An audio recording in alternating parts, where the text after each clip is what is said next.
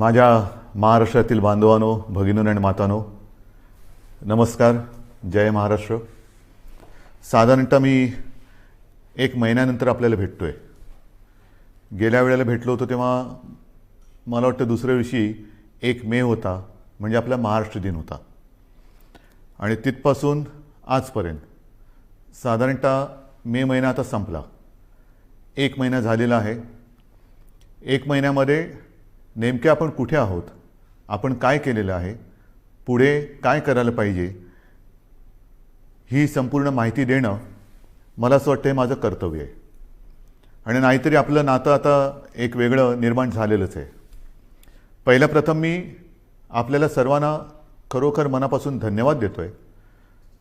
कारण वर्ष दीड वर्ष अत्यंत अवघड असलेली गोष्ट आपण जिद्दीने आणि निश्चयाने पाळत आहात, ती म्हणजे स्वतःवरती काही बंधनं. आणि त्या बंधनाचा परिणाम आपल्याला अनुभवायला येतो आहे.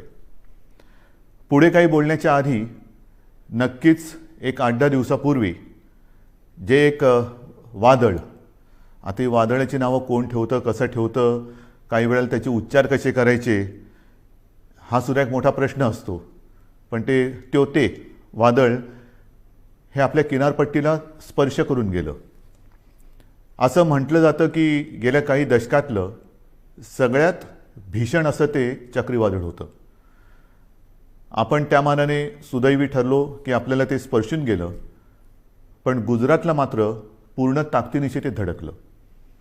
गेल्या वर्षी आपल्याला आठवतंय निसर्ग चक्रीवादळ आलं होतं, ते तर आपल्या रायगडमध्येच धडकलं होतं. ही आता एक नवीन दुष्टचक्र किंबहुना दुष्ट चक्रीवादळं अशी दरवर्षी आढळायला लागलेली आहेत. किंवा कुठे आदळतील, काय काय विध्वंस करतील, सांगता येत नाही. आणि तो करत असताना मग आपली एक नाही म्हटलं तरी तारंबळ उडते. एक तर करोनाचं संकट, त्याच्यामध्ये हे वादळ, फार पंचायत असते. त्या संपूर्ण किनारपट्टीतल्या काही धोकादायक वस्त्या असतात त्यातील लोकांना हलवणं, बरं ते हलवताना कोविडचे नियम पाळणं, या सगळ्या फार गोष्टी विचित्र असतात. आणि त्याही परिस्थितीमध्ये आपल्या प्रशासनाने फार चांगलं काम केलेलं आहे. जनतेनेही चांगलं सहकार्य केलं आणि म्हणून आपण थोडक्यात निभावलो असं मी म्हणतो. आता प्रश्न येतो की हे वादळ आपल्याला स्पर्शून जरी गेलं तरी त्यांनी द्यायचा तो फटका दिलेलाच आहे. मी रत्नागिरी सिंधुदुर्गला जाऊन आलो. हो, मी धावता दौरा केला. कारण मी तिथे गेल्यानंतर एकतर हे वादळ येण्याच्या आधीपासून साधारणतः मिनिटाला माहिती तर मी घेतच होतो. वादळ धडकल्यानंतर सुद्धा ते किती प्रमाणात कुठे काय काय धडकलं, म्हणजे त्याचा जोर जेव्हा आपल्याकडे स्पर्शून जाताना होता, वाऱ्याचा वेग किती आहे, काय किती आहे, हे सगळं मी पूर्ण लक्ष ठेवून होतोच. आणि मग तिथे जाऊन बघितल्यानंतर नुकसान किती झाले ह्याची कल्पना आली. घरावरती झाडं पडलेली आहेत, म्हणजे पडली होती. त्याच्यानंतर काही ठिकाणी वीज पुरवठा खंडित झाला होता. मग आता नुकसान भरपाईची एक गरज असते. ती नुकसान भरपाईची सुद्धा आपण घोषणा केलेली आहे. आणि घोषणा नुसती नाही तर प्रत्यक्ष द्यायला आता ती सुरुवातसुद्धा होणार आहे. महत्त्वाचा मुद्दा असतो ह्याच्यामध्ये तो निकषांचा.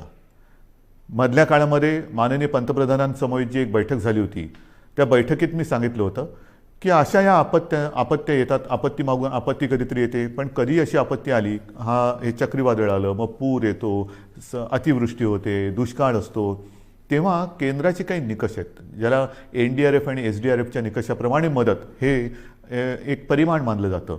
मी त्याही वेळेला विनंती केली होती आणि आता पुन्हा करतोय की ते जे परिमाण आहे, निकष आहेत, ते आता बदलायला पाहिजेत. कारण आता ते थोडे अपुरे पडायला लागलेले आहेत. आता ते निकष काही जरी असले तरी आपण मात्र याही वेळेला कोकणवासियांना आणि जे कोणी त्याच्यामध्ये, म्हणजे अगदी पालघरपासून जिथे जिथे हे नुकसान ज्यांचं झालेलं आहे, त्यांना गेल्या वेळेला वादळात जे निकष लावले, ते निसर्ग वादळाचे निकष, त्याच्याप्रमाणेच आपण मदत जाहीर केलेली आहे आणि तशीच ती मदत त्यांना आपण देऊ. हा झाला मुद्दा संकट आल्यानंतर करण्याच्या मदतीचा. पण आता ही संकट जर का वारंवार येणार असतील आणि असं दिसतंय, मग त्याला बदलतं हवामान म्हणा किंवा अन्य काही गोष्टी म्हणा, तर ही वादळ जर का आपल्याकडे दरवर्षी आपल्याला त्रास देणार असतीलच आणि तशी ती देत आहेत म्हटल्यानंतर काही ठिकाणी मात्र ह्या किनारपट्टीवरती कायमस्वरूपी काही उपाययोजना करण्याची गरज आहे. मग ही कायमस्वरूपी उपाययोजनामध्ये काय काय येतं, तर धूप प्रतिबंधक बंधारे आहेत की जेणेकरून लाटा आदळणार नाहीत. मग त्या परिसरामध्ये वीज पुरवठा खंडित होतो, कारण विजेचे खांबच्या खांब उन्मळून पडतात, झाडं उन्मळून पडतात, कधी तारांवरती झाडं पडतात आणि मग तारांबळ उडते आपली. तर अशा वेळेला भूमिगत तारा म्हणजे ज्या वीज वाहक तारा असतात, वायरी असतात, त्या भूमिगत करणं, त्याला आता प्राधान्य देतो आहोत. नंतर भूकंपरोधक घरं काही ठिकाणी करावी लागतील. नंतर आपल्याला ह्या ज्या काही वस्त्या अचानक काही ठिकाणी हलवाव्या लागतात, ही बांधकामंसुद्धा कधी चांगली असतील कधी नसतील, तर पक्के निवारे हे बांधण्याची गरज आहे. पक्के निवारे, कारण काही होऊ शकतं. अशा वेळेला ह्या ज्या काही कायमस्वरूपी सोयी सुविधा आपल्याला करायच्या आहेत त्याच्याबद्दल आपण सुरुवात तर केलेली आहे, पण त्याही बाबतीत केंद्र सरकारशी आपण बोलतो आहोत आणि मला खात्री आहे की केंद्र सरकार लवकरच आपल्याला या बाबतीत नक्की मदत करेल. ही झाली गोष्ट ह्या चक्रीवादळाची, तोतेच ना त्या वादळाची. मग आपला जो मुद्दा आहे तो साहजिकच आहे. 1-1.5 वर्ष जी लढाई चालली ती कोरोना. या कोरोनाच्या लढाईमध्ये आपण आत्तापर्यंत काय काय केलेलं आहे हे पहिल्यांदा आपल्याला सांगतो. आपण ज्या काही घोषणा केल्या होत्या की कोणाला काय काय देणार, तर साधारणतः आपण कुठे आहोत, काय दिलेलं आत्तापर्यंत, तर अन्न सुरक्षा योजनेमध्ये जवळपास 2,74,000 मेट्रिक टन धान्याचे मोफत वितरण आपण केलेलं आहे. शिवभोजन थाळीमध्ये सुद्धा 54-55 लाख थाळ्या यांचं मोफत वितरण आत्तापर्यंत आपण केलेलं आहे.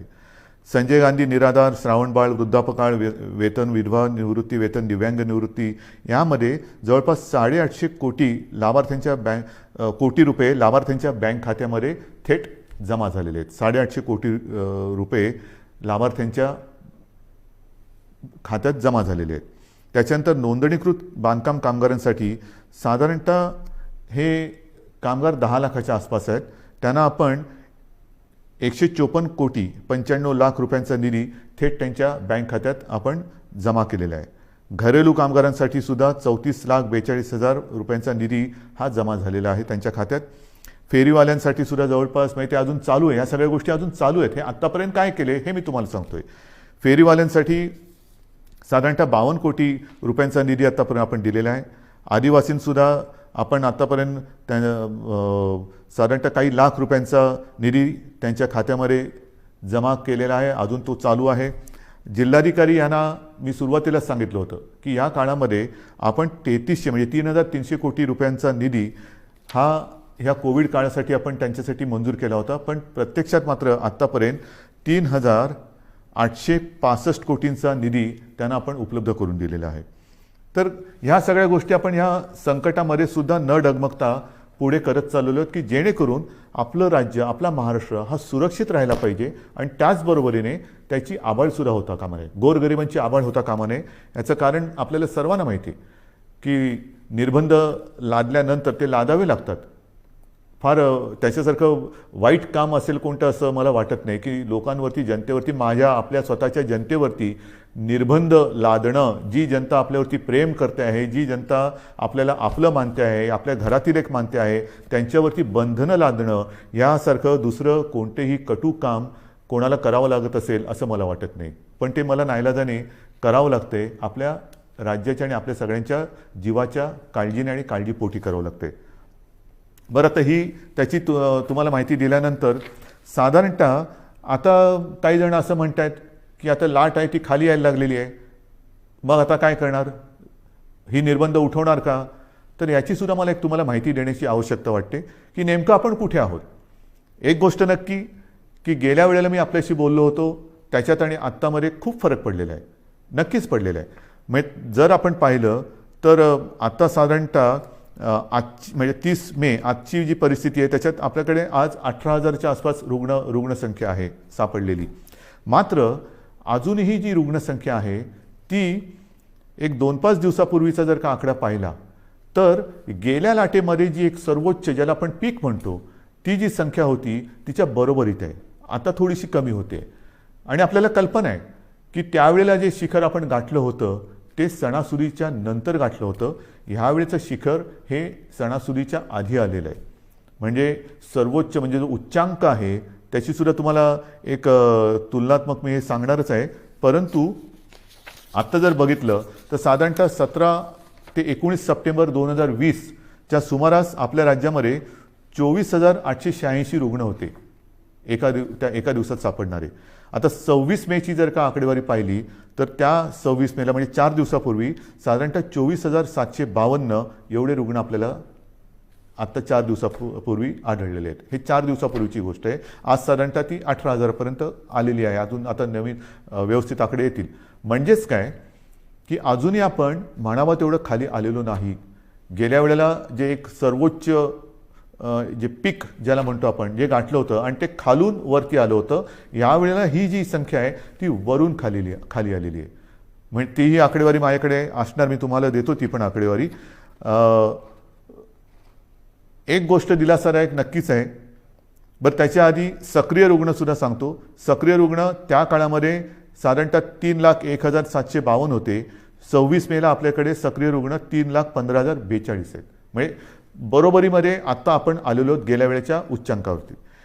एक मात्र मी जे सांगतो तुम्हाला दिलासादायक गोष्ट ती नक्कीच आहे की रुग्ण बरं होण्याचं जे प्रमाण आहे ते त्यावेळेला 78% होतं, यावेळेला या दिवसांमध्ये 92% आहे. म्हणजे ही नक्कीच दिलासा देणारी ही गोष्ट आहे. मृत्यूदरसुद्धा गेल्या वेळेला साधारणतः 2.65% होता, यावेळेला 1.62%. म्हणजे ही एक थोडीशी चांगली वाईट जी काय गोष्ट आहे ती तुम्हाला मी आपल्या समोर मांडलेली आहे. एक गोष्ट लक्षात ठेवा, पुन्हा एकदा सांगतो की रुग्णसंख्या जरी कमी होत चाललेली असली तरी देखील गेल्या वेळेला सर्वोच्च जी रुग्णसंख्या होती तिच्या बरोबरीत आत्ता आपण आलेलो आहोत. त्यावेळेनंतर आपण काही काळ अजूनही तेव्हा कडक लॉकडाऊन केला होता, हा ठेवलेला होता. आता आपण निर्बंध लावतो आहोत, कडक लॉकडाऊन आपण केलेला नाही. पण हे मी तुम्हाला सांगत असताना जशी ही रुग्णसंख्या काही ठिकाणी किंवा बऱ्याच ठिकाणी कमी होत चाललेली असली तरी देखील महाराष्ट्रामध्ये मात्र काही जिल्हे असे आहेत की त्या जिल्ह्यांमध्ये काही कारणं असतील, निर्बंध थोडेसे शिथिल असतील, थोडंसं एक मोकळीक लोक जास्त घेत असतील, काही जिल्ह्यात रुग्णसंख्या हलकीशी वाढताना दिसते आणि ती मला थोडीशी काळजीची गोष्ट वाटते. कारण शहरी भागामध्ये हे प्रमाण कमी होताना दिसतंय, ग्रामीण भागामध्ये हे प्रमाण हलकं वाढताना दिसतंय. हे प्रमाण आता आपल्याला ताबडतोब थांबवावं लागेल. ह्याचं कारण असं की आपण जो एक अनुमान आहे आपल्याकडे की तिसरी लाट येऊ शकते, मग तिसरी लाट कोणात येणार, लहान मुलांमध्ये येणार का, आणखीन कुठे येणार का, तर तिसरी लाट ही अशी काय तारीख सांगून येणार नाही आहे. किती दिवसांनी येणार हे सुद्धा अनुमान आपल्याकडे नाही. हे संपूर्णपणे आपल्या वागणुकीवरती अवलंबून असणार आहे. व्हायरस तर आजही आहे. एक मुळामध्ये महत्त्वाचा फरक आणखीन लक्षात घेण्यासारखा आहे की गेल्या वेळेला जी लाट आली होती त्या लाटेतला व्हायरस आणि ह्या लाटेतला व्हायरस ह्याच्यामध्ये एक फरक पडलेला आहे. आपल्याला सर्वांना कल्पना आहे की आपल्याकडे म्युटेशन झालेलं आहे, म्हणजे त्या विषाणूंनी आणखीन एक अवतार घेतलेला आहे. आणि आता हा नवीन अवतारधारी विषाणू जो आहे त्यांनी अन्य काही देशांसमोर प्रश्नचिन्ह उभं केलेलं आहे की हिंदुस्थानातून आलेली लोक हे व्हायरस तर घेऊन येत नाहीत ना. कारण हा जो व्हायरस आहे तो फार वेगाने पसरतो, झपाट्याने ग्रासून टाकतोय. म्हणजे संसर्गित करण्याचा जो वेग आहे तो गेल्या विषाणूपेक्षा प्रचंड आहे, काही पटींमध्ये आहे. तो पटकन पसरतोय, वेगाने पसरतोय, झपाट्याने पसरतोय. आणि एकदा का ग्रासलं तर आणखीन एक गोष्ट थोडीशी या काळामध्ये लक्षात आलेली ती म्हणजे झपाट्याने तो ग्रासून टाकतोय, मात्र बरं व्हायला किंवा रुग्णाला बरं व्हायला उशीर लागतोय. ऑक्सिजनची आवश्यकता ही यावेळेला नक्कीच वाढली, कारण संख्या वाढली होती. जशी ऑक्सिजनची आवश्यकता वाढली त्याचप्रमाणे ऑक्सिजनची आवश्यकता नुसतीच वाढली नाही, तर ऑक्सिजनची आवश्यकता काही काळ म्हणजे दीर्घकाळ लागली. एखाद्या रुग्णाला ऑक्सिजनची आवश्यकता लागलीच तर काही जण सुदैवी आहेत ते पटकन त्यातनं निघाले बाहेर, पण काही जण हे ज्याला आपण लॉंग कोविड म्हणतो ते रुग्ण ह्यावेळेच्या लाटेमध्ये थोडे प्रमाणात गेल्या वेळेपेक्षा जास्त आढळत आहेत. तर ही एक नाही म्हटलं तरी तुम्हाला मी वस्तुस्थिती सांगितली की गेल्या वेळेची लाट आणि यावेळेची लाट. आता तिसरी लाट त्याच्याबद्दल मी तुम्हाला नंतर सांगणारच आहे. पण ह्या निमित्ताने आता मध्ये हा जो काही उतार आलेला आहे त्या उतारामध्ये आपल्याला गेल्या वेळेला असं वाटलं होतं की किती वाढले, हां ठीक आहे दिवसाला 24,000 सापडले होते ना, त्याच्यापेक्षा पण कितीतरी आपण बेड्स वाढवलेले आहेत. त्या बेडची पण संख्या माझ्याकडे आहे, मी तीही तुम्हाला तेव्हा सांगितली होती की साधारणतः आता टेस्ट करणाऱ्या ज्या प्रयोगशाळा आहेत ह्या अगदी सुरुवातीला 2-1 होत्या, ह्याही तुम्हाला माहिती आहेत. आता सुमारे 600च्या आसपास आपण प्रयोगशाळा संपूर्ण राज्यात, मग RT-PCR आहेत, रॅट आहेत, आणखीनही काही किट नवीन नवीन बाजारात येत आहेत. ही सगळी केंद्र किंवा प्रयोगशाळा पण चालू केलेल्या आहेत. ICU बेड्स वाढवलेले आहेत, ऑक्सिजन बेड्स वाढवलेले आहेत. साधारणतः गेल्या वेळेला 3,60,000 होते, ते आता 4-4.5 लाखापर्यंत एकूण बेड्स गेलेले आहेत. हे जरी सगळं करत असलो तरी एका गोष्टीची आपल्याला फार आवश्यकता आहे आणि ती जेव्हा आता यावेळेला जाणवली ती म्हणजे ऑक्सिजन. मला अजूनही ते दिवस आठवले का घाम फुटतो. ऑक्सिजन आता काही तासापुरताच राहिलेला आहे. ऑक्सिजन केवळ आज रात्रीपुरताच राहिलेला आहे. अशी जेव्हा फोन हॉस्पिटलमधनं किंवा जिल्ह्यातनं येत होते तेव्हा संपूर्ण आपल्या प्रशासकीय यंत्रणेचे धाबे दणाणत होते. करायचं काय हा मोठा प्रश्न होता. ह्याचं कारण तुम्हाला सर्वांना मी मागेही सांगितलेलं आहे की आपल्या राज्यात ऑक्सिजन निर्मितीची क्षमता ही साधारणतः 1200 मेट्रिक टन आहे. 1200 ते 1250. आता आणखीन त्याच्यामध्ये काही जणांनी जसं काही साखर कारखान्यांनी ऑक्सिजन निर्मिती सुरू केलेली आहे, काही हॉस्पिटलमध्ये PSA प्लांट लागलेले आहेत. असे सगळे मिळून एक 1250 होतं तर 1300 पर्यंत गेलेलो असू. पण प्रत्यक्ष आपल्याला यावेळेला ऑक्सिजनची आवश्यकता लागली ती 1700 मेट्रिक टन दर दिवसाला. म्हणजे आपण निर्मिती करत होतो 1200, त्याच्यामध्ये 500 अधिक लागले. बरं, या 1200 मध्ये आपण उद्योगाचा ऑक्सिजन, ज्या उद्योगाला ऑक्सिजनची आवश्यकता लागते तो ऑक्सिजन पूर्ण बंद करून संपूर्ण ऑक्सिजन आरोग्यासाठी आणि या रुग्णांसाठी वापरला. तोही कमी पडला आणि मग मात्र जी काय आपली तारंबळ उडाली होती की जामनगरमधनं मागो, भिलईतून मागो, रूरकेलामधून मागो, म्हणजे काही शेकडो ते काही हजारो किलोमीटर अंतरावरून आपल्याला ऑक्सिजन आणावा लागत होता. आजही तो आपण आणतो आहोत तसं पाहिलं तर. आणि आपल्याला कल्पना आहे, आपण बातम्यात पाहिलं असणार की इथून रिकामे टँकर्स हे केंद्राच्या मदतीने एअरलिफ्ट करून ते जे ऑक्सिजन प्लांट बाहेरच्या राज्यात आहे तिथे नेत होतो आणि ते भरल्यानंतर मात्र आपल्याला ते रस्त्याने किंवा ट्रेनने आणावे लागत होते. ही संपूर्ण जी काय यातायात होती हे कशी आपण निभावून नेली ती त्या सगळ्या प्रशासकीय यंत्रणेचं एक कौतुक करावं लागेल. ऑक्सिजन ऑडिट करून ऑक्सिजनची गळती म्हणजे अतिरिक्त ऑक्सिजन जिकडे वापरला जात होता त्याच्यावरती निर्बंध आणले. हे सगळं फार तारेवरची कसरत होती. आणि मग माझ्या मनामध्ये आहे ते हेच आहे की जर का आत्ताचा जो अवतार बदललेला विषाणू आहे तो अजूनही पूर्ण त्याला आपण काबूत आणलेलं नाही. गेल्या वेळेच्या उच्चांकाच्या बरोबरीने आज आपली रुग्णसंख्या आहे. यावेळेला तो जर का सुटला आणि काही पटीत आलेली लाट होती, म्हणजे यावेळेला साधारणतः तुम्हाला कल्पना आहे 66-67 हजार रुग्ण हे दर दिवशी आढळत होते. म्हणजे गेल्या वेळेला 24,000 होते, यावेळेला 66-67 हजार दर दिवशी रुग्ण आपल्याला आढळत होते, पॉझिटिव्ह रुग्ण आपल्याला सापडत होते. हा आता विषाणू जर का सुटला आणि पुन्हा तशा ह्याच्यात तिसरी लाट आली तर बाकी सगळं बेड्स वगैरे आपण वाढू, डॉक्टरची कमतरता ही तशीच असणार आहे. ऑक्सिजनची कमतरता पडली तर मग मात्र आपल्याला फार कठीण जाणार आहे. त्याच्यामुळे ह्या काही गोष्टी ह्या आपल्याला लक्षात घेऊन पुढची पावलं ही खूप सावधतेने टाकावी लागणार आहेत.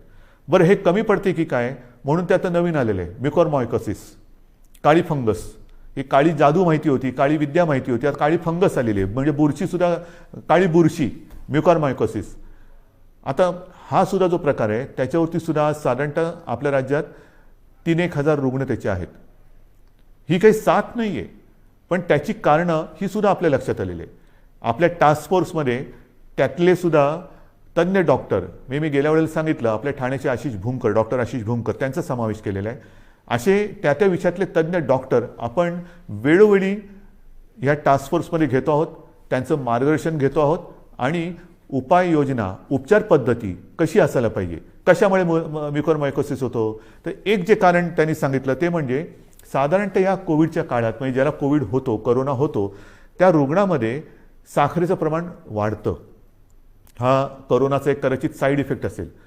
आणि साखरेचं प्रमाण वाढलं असताना जर जास्त प्रमाणात आणि जास्त काळासाठी स्टिरॉइड दिलं गेलं तर मात्र म्युकॉर तर हवेमध्ये आहे, ही फंगस तर हवेमध्ये आहे, तर त्याच्यामध्ये आपल्या रक्तात जे फ्री आयन तयार होतं ते त्याला आकर्षित करतं आणि तिथून म्युकॉरमायकोसिसला सुरुवात होते.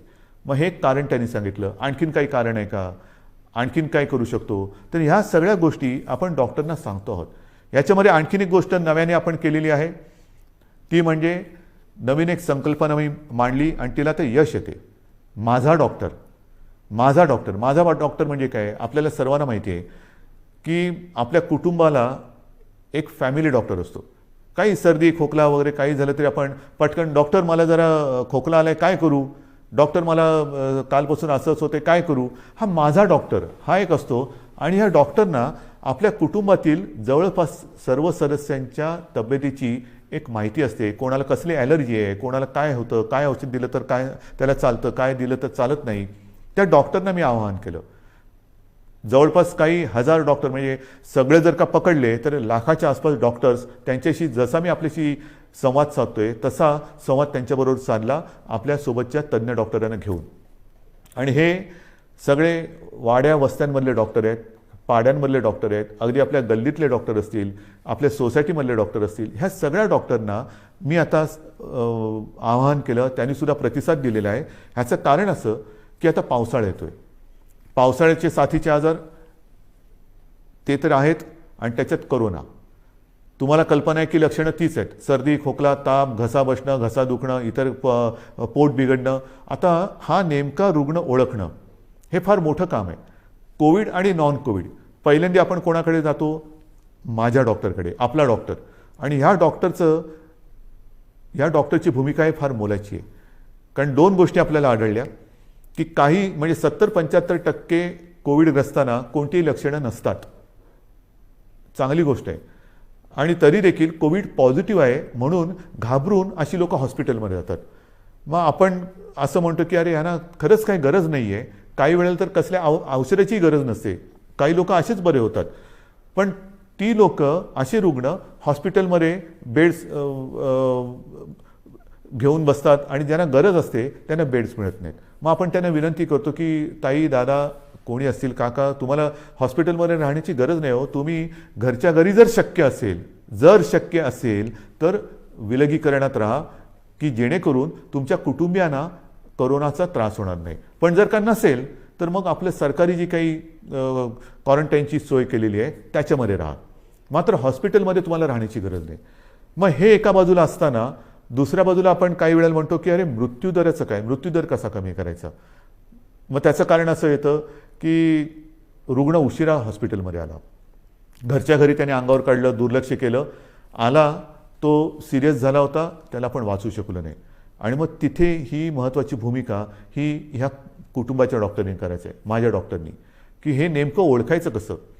त्याला औषधं देताना कोणती औषधं द्यायची, कोणाला कोणती औषधं देण्याची गरज आहे, अनावश्यक अनाठई आणि औषधांचा अतिरेक टाळा, हे सर्व तज्ज्ञ डॉक्टरांचं म्हणणं आहे. कारण नसताना औषधं देऊ नका, आवश्यकतेनुसारच औषधं द्या. स्टिरॉइड कोणाला द्यायचं, किती प्रमाणात द्यायचं हे नीट ठरवून द्या.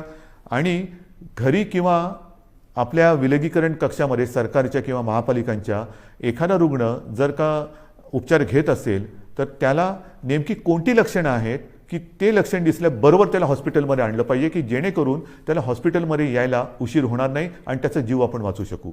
तर ह्या महत्त्वाच्या गोष्टी या फॅमिली डॉक्टरनी करायच्या आहेत. एक तर कोविड नॉन कोविड ओळखणं हे फार महत्त्वाचं आहे. ते ओळखल्यानंतर कोविड रुग्ण असेल, त्याच्या घरामध्ये विलगीकरणाची सोय नसेल तर त्याला सांगितलं पाहिजे की तू कोविडग्रस्त आहेस, तू या इकडे राहा. आणि मग त्याला औषधं देण्याची जबाबदारी आणि हे लक्षणं ओळखण्याची एक जबाबदारी ही या डॉक्टरने करायची. आणि मला खात्री आहे की ज्या पद्धतीने या सर्व डॉक्टरांनी प्रतिसाद दिलेला आहे तो प्रतिसाद पाहिल्यानंतर कोविडचं युद्ध आपण नक्कीच जिंकू शकतो. आता तिसरी लाट ही जी काही येणार म्हणतो आहोत, काही जणांचं म्हणणं असं आहे की जर का वयाप्रमाणे म्हटलं तर पहिली लाट ही ज्येष्ठ नागरिकांमध्ये आली, दुसरी लाट ही युवा ते मध्यम वयीन नागरिकांमध्ये आली, तर वयोमानाप्रमाणे म्हटलं तर कदाचित तिसरी लाट ही बालकांमध्ये येऊ शकेल. आणि मग काय करायचं. काही जणांचं म्हणणं आहे की तसं बालकांमध्ये येण्याचं कारण नाही, पण आली तरी घाबरण्याचं कारण नाही आहे, कारण बालकांमध्ये मुळामध्येच रोगप्रतिकारक शक्ती ही आपल्यापेक्षा जास्त असते. मात्र एक गोष्ट लक्षात घ्या की लहान मुलांमध्ये साथ ही येणार नाही, येऊ नये, येणारच नाही ही माझी प्रार्थना आहे. पण ती आलीच तर ती आपल्याच माध्यमातून येणार आहे.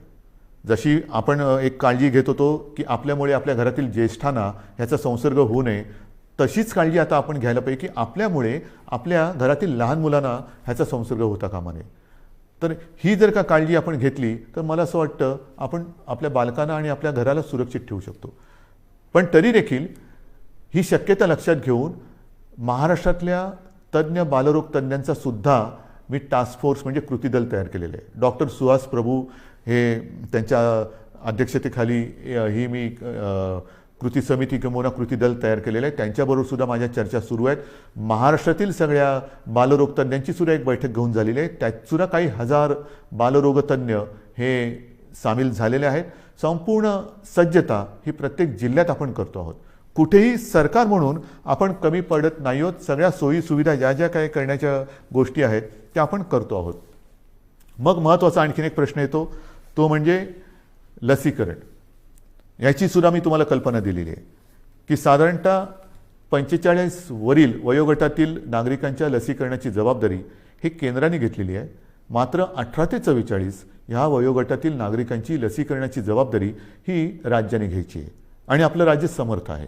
मी पुन्हा एकदा सांगतो, साधारणतः 18 ते 44 वयोगटातील 6 कोटी नागरिक आपल्या राज्यामध्ये आहेत आणि त्या प्रत्येकाला 2 डोस हे जे द्यावे लागणार आहेत, 2 डोस म्हटलं तर 12 कोटी डोस लसीचे घेण्याची एक रकमी एका चेकनी आपली तयारी आहे.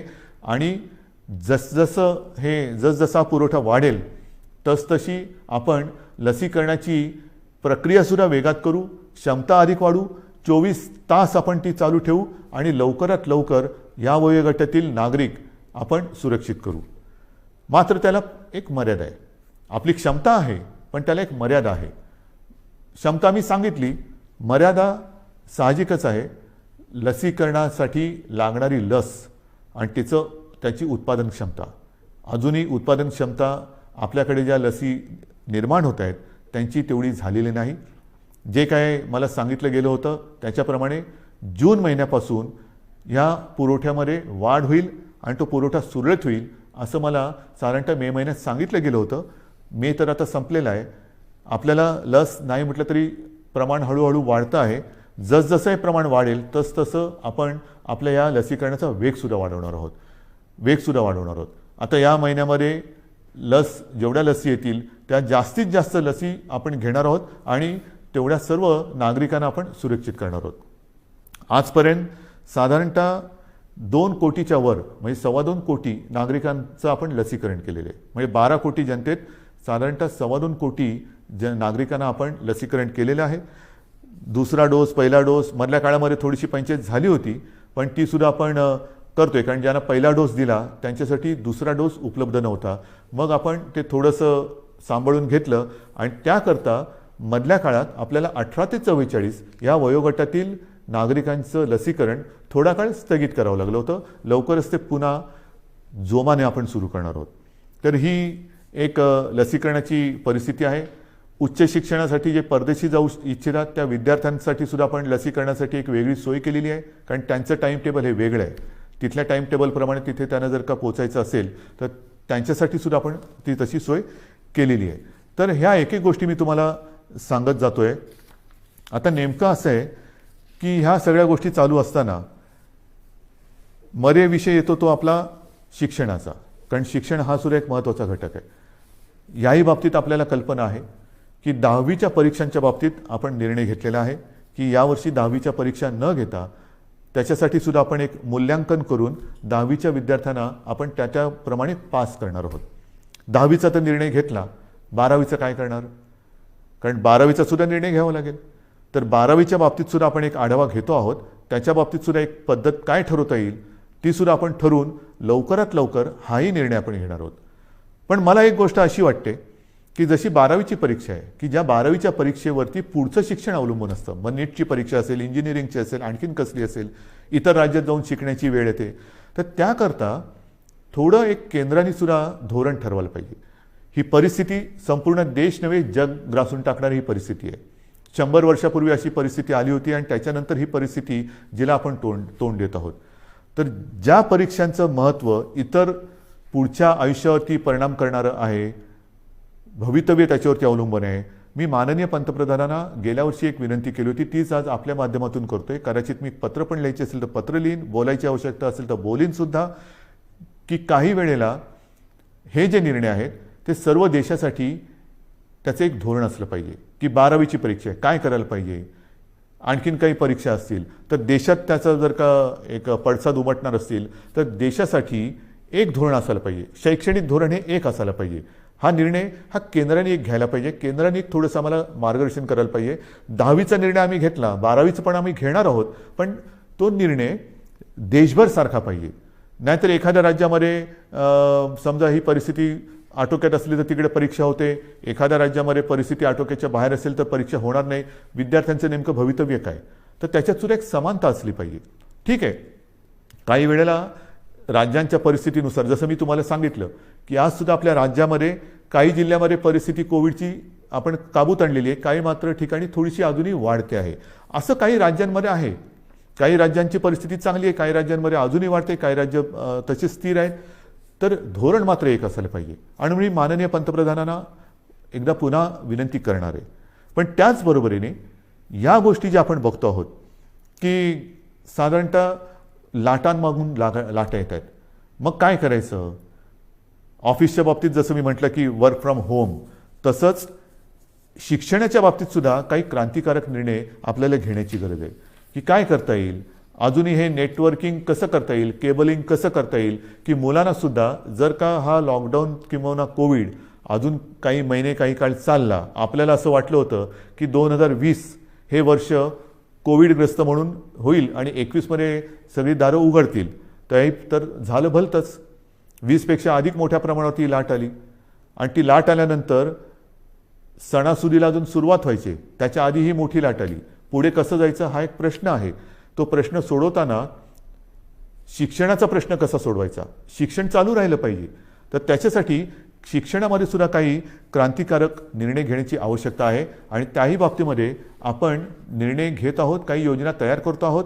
वर्क फ्रॉम होमसारखं शिक्षण कसं करता येईल, ऑनलाईन काय करता येईल का, या सगळ्या गोष्टी आपण बघतो आहोत की जेणेकरून आपल्याला त्याच्यात त्रास होणार नाही.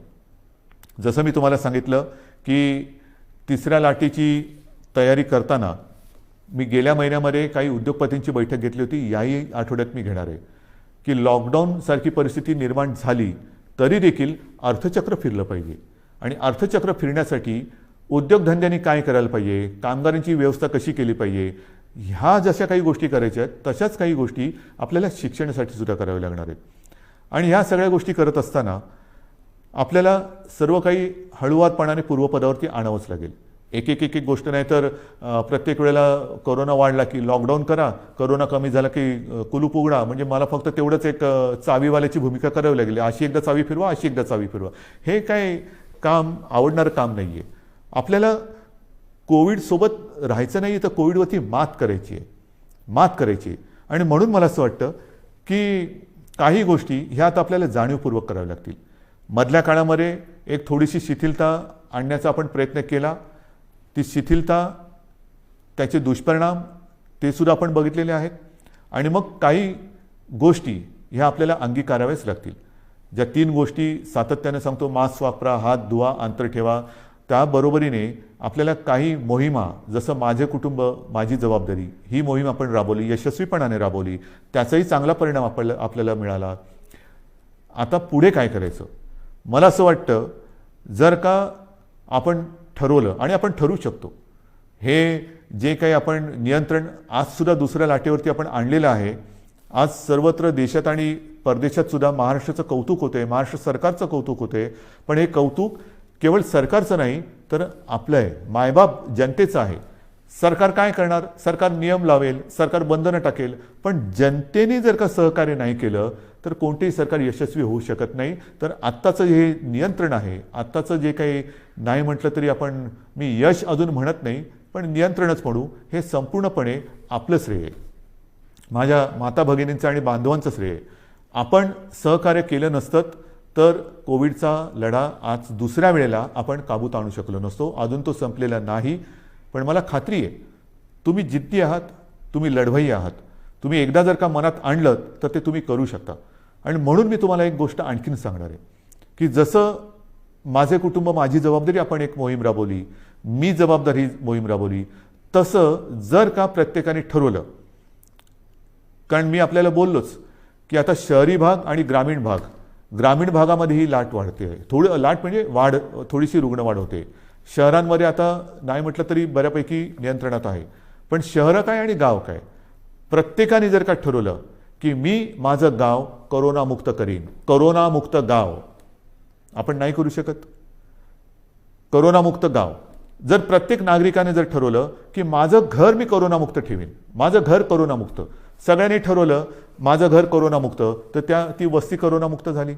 सर्व वस्त्यांनी जर ठरवलं की आपण करोनामुक्त राहायचं, गाव करोनामुक्त झालं. गावाने सर्व ठरवलं तालुका करोनामुक्त होणार, जिल्हा करोनामुक्त होणार, सर्व राज्य करोनामुक्त होईल. आणि होऊ शकतं, झालेलं आहे. माझ्यासमोर आता 3 नावं आहेत. एक तर आपल्याला सर्वांना कल्पना आहे, आपले पोपटराव पवार, हिवरे बाजार, त्यांनी त्यांचं गाव करोनामुक्त केलेलं आहे. त्याचबरोबरीने 2 तरुण मुलं आहेत, मला कौतुक आहे त्यांचं, नवीन सरपंच आहेत. एक आहे ऋतुराज देशमुख, सरपंच घाटणे, तालुका मोहोळ, आणि दुसरी आहे कोमलताई करपे, ह्या सुद्धा आंत्रोळी तालुका दक्षिण सोलापूरच्या. ह्या तिघांनी म्हणजे पोपटराव पवारांनी तर केलंच, पण ह्या दोघांनी 2 तरुण मुलं आहेत, ह्या दोघांनी आपापलं गाव करोनामुक्त केलंय. मग मुलं करू शकतात तर आपण नाही करू शकत. आजपासून आपण निश्चय केला पाहिजे की गाव करोनामुक्त करायचं, करोनाला थारा द्यायचा नाही. संपूर्ण सरकारी यंत्रणाही तुमच्यासोबत आहे. ज्या काही गोष्टी केल्या मी या तिघांशी बोलणार आहे, पोपटरावांशी बोलणार आहे, ऋतुराजशी बोलणार आहे आणि कोमलताईशी सुद्धा बोलणार आहे की काय नेमकं तुम्ही केलं. आणि जर शक्य असेल तर मी एकदा जसं मी आज तुमच्याशी बोलतोय फेसबुकवरनं, तसं या तिघांनाही तुमच्याशी बोलायला लावणार आहे. मी आपल्या राज्यातल्या सर्व सरपंचांना सांगतोय की या 2 सरपंचांनी जर त्यांचं गाव करोनामुक्त करू शकले तर आपण आपलं गाव का नाही करोनामुक्त करू शकत. आणि हा निश्चय जोपर्यंत आपण करत नाही तोपर्यंत ही नुसती उघडझाप जशी ती गेलेली ट्यूबलाईट कधी उघडझाप कधी पेटते, कधी बंद होते, कधी पेटते, ही असे ट्यूबलाईटसारखं नको. आपल्याला लख्ख प्रकाश टाकायचं आहे. जे काही करायचं ते लख्ख प्रकाशात करायचं. तर आपल्याला करोनामुक्त गाव ही मोहीम आजपासून आता राबवायची. माझं घर करोनामुक्त पाहिजे, माझी वस्ती करोनामुक्त पाहिजे, माझं गाव करोनामुक्त पाहिजे, जिल्हा करोनामुक्त पाहिजे. आणि सर्व जिल्हे करोनामुक्त झालं तर माझा महाराष्ट्र करोनामुक्त होणार आहे. आणि मग महाराष्ट्राचं उदाहरण इतर राज्यांनी घेतलं तर देश करोनामुक्त होणार आहे. सुरुवात कोणीतरी करायला पाहिजे, ती सुरुवात महाराष्ट्राने करायला पाहिजे. कारण दरवेळेला आपण म्हणतो की महाराष्ट्र हा देशाला दिशा दाखवतो. ही दिशा आता दाखवण्याची वेळ आलेली आहे. गाव आपल्याला करोनामुक्त हे करावंच लागेल. आणि हे मला खात्री आहे की आपण केल्याशिवाय राहणार नाही. आज मी आपल्याशी बोलताना पावसाळा तोंडावर आहे, कृषीचा हंगाम सुरू होतोय. हंगाम सुरू होतं म्हटल्यानंतर मला तमाम शेतकरी दादांना सांगायचे की गेल्याही वर्षी महाराष्ट्राच्या अर्थव्यवस्थेला तुम्ही मोठा हातभार लावलेला आहात. शेती आणि शेतीविषयक सगळे व्यवहार हे आपण थांबू दिले नव्हते, याही वेळेला थांबू देणार नाही आहोत. मग तुमचे बियाण्यांची दुकानं असतील, खतापाण्याची दुकानं असतील, इतर अवजारांची दुकानं असतील, तीसुद्धा आपण इतर काही दुकानं आपल्याला बंद ठेवावी लागली तरी ही दुकानं आपण बंद ठेवणार नाही आहोत. मात्र त्याला थोडंसं एक वेळेचं बंधन ठेवावं लागणार आहे. पण हे करताना कृपा करून गर्दी होऊ देऊ नका. एकतर स्वतः तोंडाला मास्क लावा. या हंगामामध्ये मग नांगरणी असेल, पेरणी असेल, अमुक असेल, तमुक असेल, मग उद्या कापणी होईल, अमुक होईल, मग शेतमजूर इकडे तिकडे यायला जायला लागतील. पण ही सगळी जी वर्दळ आहे ती वर्दळ करताना कोरोनाविषयक ज्या काही नियमावली आहेत त्या कृपा करून पाळा. कारण आपण केवळ राज्याचेच नव्हे तर देशाचे अन्नदाते आहेत. आणि अन्नदात्याचं जर का आरोग्य बिघडलं तर देशाचं आरोग्य बिघडलं. आपण अन्नदाते आहात, आपण सुरक्षित राहा. आपल्याला संपूर्ण सहकार्य सरकार करतं आहे, सरकार करेल. आपल्या कृषीविषयक ज्या काही गोष्टी असतील त्याच्यावरती कोणतीही बंधनं आपण टाकत नाही आहोत. ते सगळे व्यवहार, सगळ्या गोष्टी ह्या व्यवस्थित चालू राहतील. फक्त एकच अट आहे, कृपा करून ही बंधनं पाळा आणि गर्दी होऊ देऊ नका. शेवटी मी एकच सांगेन की ही दुसरी लाट ही अपेक्षेपेक्षा फार मोठी होती. या दुसऱ्या लाटेमध्ये अनेक जणांनी आपले आप्तस्वकीय गमावलेले आहेत, कुटुंबीय गमावलेले आहेत, अगदी मित्र परिवारातले काही मित्र गमावलेले आहेत. यामध्ये काही बालकं ही अनाथ झालेली आहेत, काही पालकांनी आपली बालकं गमावलेली आहेत. फार विचित्र आहे, ही साथ फार विचित्र आहे. आणि ही साथ एवढी वाईट आहे की हा म्हणता ओळखीपाळखीची माणसं ही आपल्याला सोडून गेलेली आहेत. यापुढे मात्र असं होऊ देता कामा नये. जी बालकं दुर्दैवाने अनाथ झालेली आहेत त्या बालकांसाठी केंद्र सरकारने एक योजना जाहीर केलेली आहेच, पण तरी देखील आपलं राज्य सरकारसुद्धा एक योजना करते आहे. कोणत्याही परिस्थितीत दुर्दैवाने ह्या बालकांचे पालक जरी त्यांनी गमावलेले असतील तरी त्यांचं पालकत्व हे सरकार घेईल. त्यांची आयुष्यातील वाटचाल ही मात्र आम्ही पोरकी होऊ देणार नाही, अनाथ होऊ देणार नाही. ह्या अनाथ बालकांना जिथे जिथे शक्य असेल तिथे तिथे सर्व पावलोपावली पदोपदी सरकार समर्थपणाने त्यांना साथ देईल. शिक्षण असेल, इतर काही असेल, राहण्याची गोष्ट असेल, काही असेल, ही योजना आम्ही आता तयार करतो आहोत आणि ती योजनासुद्धा आपण लवकरच जाहीर करून त्याची अंमलबजावणी करू. बांधवांनो, भगिनींनो आणि मातांनो, दुसऱ्या लाटेवरती आपण नियंत्रण आणतो आहोत. मात्र हे नियंत्रण आणत असताना काही जण कदाचित कुरबुर करतील, कारण अजून नाईलाजाने आपल्याला हे निर्बंध पुढचे 15 दिवस वाढवावे लागत आहेत. हे वाढवल्यानंतर म्हणजे 15 जूनपर्यंत हे वाढवावे लागतच आहेत. नुसते निर्बंध वाढवत नाही आहोत, तर आता आपण जिल्ह्यानुसार आढावा घेऊन काही जिल्ह्यात हे निर्बंध कदाचित कडक करावे लागतील, काही जिल्ह्यात कदाचित हे निर्बंध थोडेफार आपण शिथिल करू शकू. पण या शिथिलतेचा अर्थ सर्व काही संकट गेले असं समजू नका. गेल्या वेळेला पहिल्या आणि दुसऱ्या लाटेच्या मधला जो काळ होता त्याच्यामध्ये मोर्चे, समारंभ, इतर काही गोष्टी, लग्नसराई हे आपण फार मोठ्या प्रमाणावरती नाही म्हटलं तरी झालं. ग्रामपंचायतीच्या निवडणुका झाल्या आणि नंतर मात्र ती दुसरी लाट अपेक्षेपेक्षा काही पटीत जास्त आली. आता हळूहळू काही लोक सुरू होतील की हे उघडा ते उघडा, अमुक नाही केलं तर आम्ही रस्त्यावरती उतरू, मग आम्ही करोना काय बघणार नाही, हे उघडलं नाही तर आम्ही तसं करू. त्यांना मी सांगतोय, कृपा करून तुम्ही ह्या गोष्टी अशा करू नका. मला पूर्णपणे माहिती आहे की हे संकट फार विचित्र आहे, पण नुसतं हे संकट आता कमी झाले म्हणून घाई गर्दीने रस्त्यावरती उतरू नका. कारण जर का रस्त्यावरती उतरणार असाल तर मी म्हणेन कोरोना योद्धे म्हणून उतरा, कोरोना दूत म्हणून उतरू नका. जरा सरकारला तुम्ही जर का असं सांगणार असाल की अमुक नाही केलं तर आम्ही रस्त्यावरती उतरू, तर मला नम्रपणाने सांगायचं आहे की कोरोनाची साथ हा सरकारी कार्यक्रम नाही, ही सरकारी योजना नाही. कोरोनाची साथ ही सरकारी योजना नाही की जिच्या विरोधासाठी तुम्ही रस्त्यावरती उतरावं. तर तो जर का आपला गैरसमज असेल तर तो कृपा करून आपल्या मनातून काढून टाका. तो जर का आपला संभ्रम असेल तर मनातून काढून टाका. दुर्दैवाने आपल्या आजूबाजूला बघा, ज्या घरामध्ये काही बालकं अनाथ झालेत, काही पालकांची मुलं गेलेली आहेत, हे निर्बंध तर आपण उठवणार आहोतच, पण निर्बंध उठवल्यानंतर सुद्धा घरातील कर्ता गमावलेला आहे त्या कुटुंबाकडे सुद्धा आपल्याला लक्ष द्यावं लागणार आहे. तर हे रस्त्यावरती उतरणं म्हणजेच तिसऱ्या लाटेला आमंत्रण देणं आहे. तर त्या तिसऱ्या लाटेचे आमंत्रक आपण होऊ नका, तिसऱ्या लाटेचे निमंत्रक आपण होऊ नका. कारण माझ्यासमोर संपूर्ण महाराष्ट्रातल्या जनतेच्या जीवनाचा प्रश्न आहे, आयुष्याचा प्रश्न आहे.